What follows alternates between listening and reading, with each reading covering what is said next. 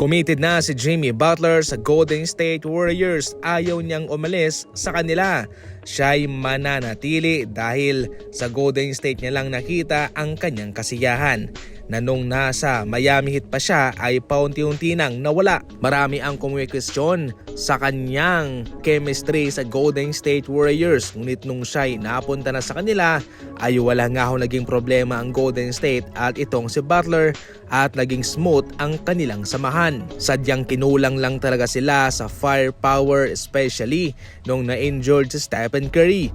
Ginawa naman ni Butler ang kanyang makakaya, katulad kung paano niya pinangunahan ang Miami Heat, ngunit sa Golden State Warriors ay hindi na rin kaya na siya lang. Mayroon pang 2 natitirang taon si Jimmy Butler sa kanyang kontrata bago siya maging free agent, at yan po ang kanyang gagamitin para matulungan pa itong Golden State Warriors na makalayo-layo sa susunod na season, sa susunod na playoff, kumpara sa kanilang narating sa ngayon. Sinabi rin naman mismo ni Stephen Curry na siya'y masaya kasama si Jimmy Butler at kanyang na-appreciate ang positibong impact nito hindi lang sa kanya kundi sa pangkahalatan, especially sa kanilang koponan.